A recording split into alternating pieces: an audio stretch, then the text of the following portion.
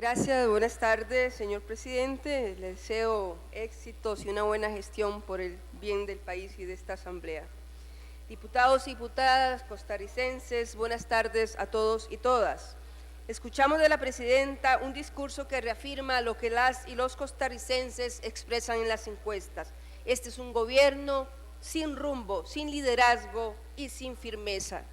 No hay tal rendición de cuentas, ni un análisis del estado de la nación. La presidenta se ha limitado a mostrar unos logros por aquí y otros por allá sin que logre adivinarse hacia dónde nos dirigimos, y además con lamentables omisiones en temas como los derechos humanos y poblaciones históricamente excluidas, además de la galopante y denunciada corrupción y ni qué decir de su inexistente compromiso para con las mujeres. Y es que este gobierno, señoras y señores, ha tenido un problema de origen y ha sido la falta de conducción y de visión política.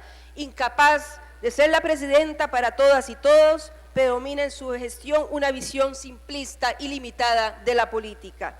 Han aconsejado mal a la presidenta quienes la convencieron de que la política es una simple suma de votos. No aprendieron la lección cuando se unieron con el movimiento libertario, tampoco cuando impulsaron junto a un sector de la fracción del PAP la reforma fiscal, y nuevamente se equivoca al pactar con el PACE en los términos pactados. En este caminar ha excluido a amplios sectores de la sociedad, reiterando el discurso de la gobernabilidad para legitimar el simplismo y la exclusión con la que ha gobernado.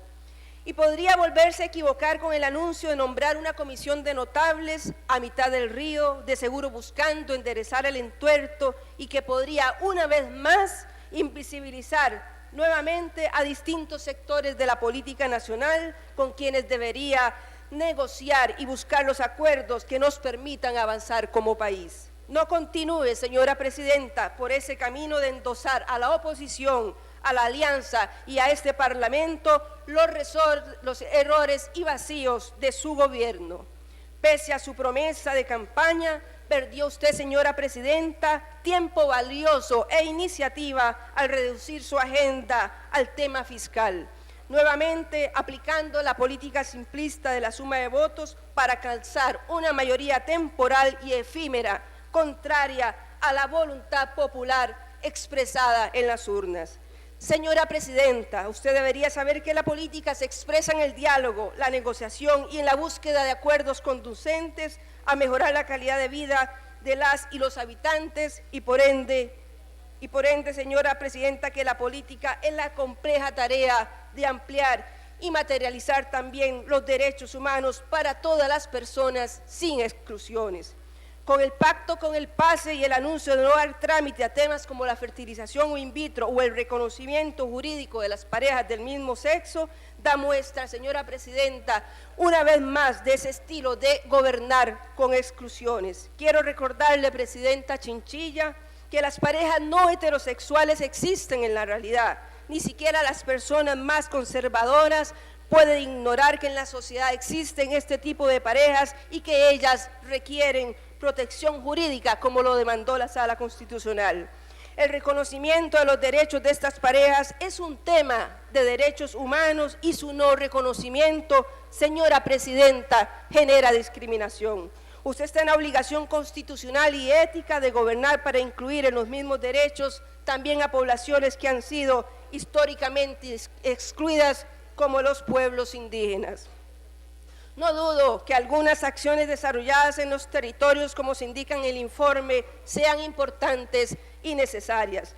Sin embargo, las poblaciones originarias de este país requieren que se concretice el convenio 169 de la OIT incorporado al ordenamiento jurídico costarricense. Aspiran, señora presidenta, los ciudadanos y ciudadanas indígenas a que se les reconozcan sus derechos específicos y en especial, y aquí cito y abro comillas, asumir el control de sus propias instituciones y formas de vida y de su desarrollo económico, y a mantener y a fortalecer sus identidades, lenguas y religiones dentro del marco de los estados en que viven, como lo establece ese instrumento internacional.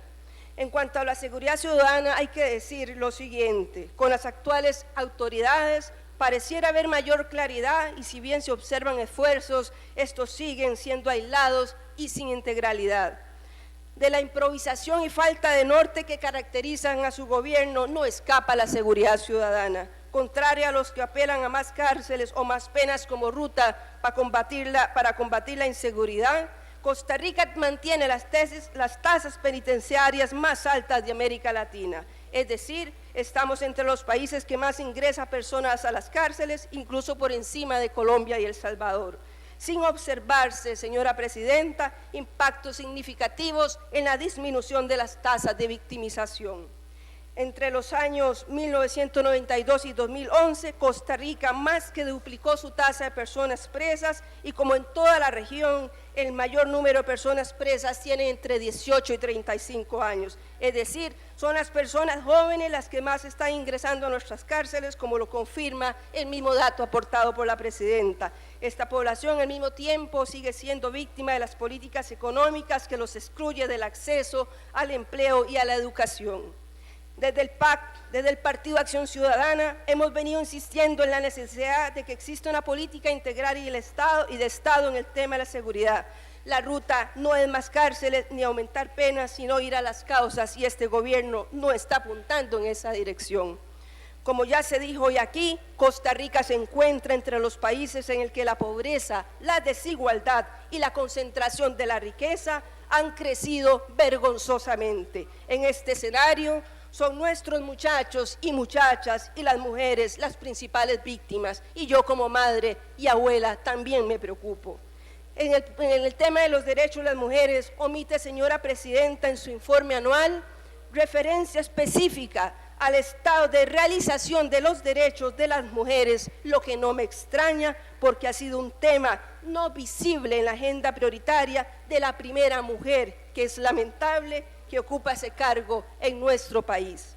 Señora Presidenta, es de suma importancia recordar que el Estado costarricense adoptó durante el gobierno anterior una política nacional de igualdad y equidad de género para el periodo 2007-2017, que propone como su primer objetivo el cuidado como responsabilidad social.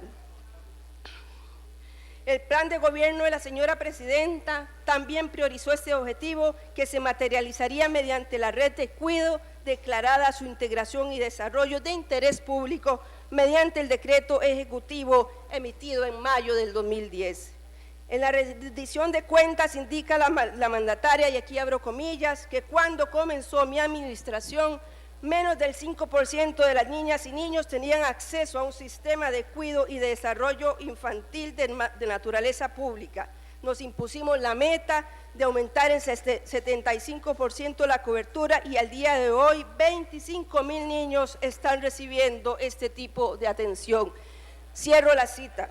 La afirmación de la Presidenta, pueblo de Costa Rica, requiere aclaraciones, ya que es imposible valorar si ese número de niños y niñas atendidos es realmente un logro, ya que no indica qué porcentaje de la población está siendo cubierta y a qué distancia se encuentra de la meta que se propone en el Plan Nacional de Desarrollo.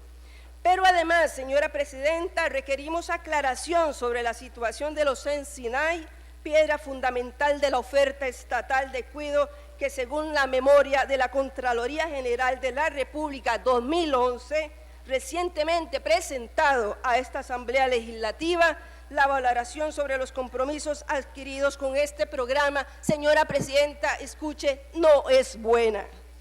Indica el órgano Contralor que el Ministerio de Salud y la Dirección Nacional de CENSINAI se comprometen para este año a realizar 170 obras de infraestructura con equipamiento, 15 construcciones, 12 ampliaciones, 52 reparaciones. Para el 2011 la meta eran 35 obras, 14 construcciones, 12 ampliaciones y 9 reparaciones.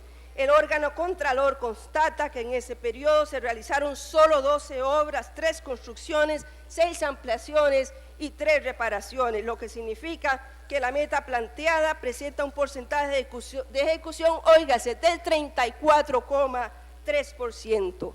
Agrega el órgano Contralor que funcionarios del sector señalaron el aumento de la cobertura que la red del cuidado infantil en atención adicional de un 75% de la cobertura actual se debe ampliar, dice el órgano, y mejorar la infraestructura de los Sensinay.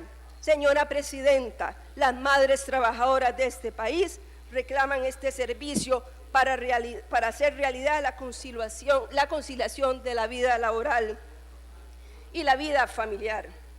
Señora Presidenta, el otro objetivo de la PIET es el trabajo remunerado para las mujeres de calidad y generación de ingresos, para la cual es necesario el cierre de las brechas de género que afectan a las mujeres en el mundo laboral, dice el objetivo.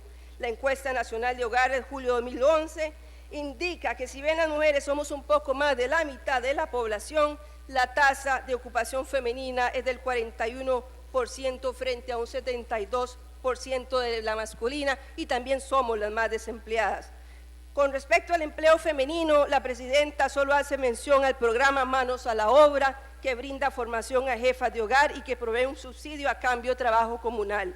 Este programa es una transferencia monetaria condicionada para personas desempleadas que realicen aportes comunales, o sea, un programa compensatorio que debe existir con carácter temporario, pero que está muy lejos, señora Presidenta, de ser una política pública de empleo digno para las mujeres de este país. Muchas gracias, señor Presidente.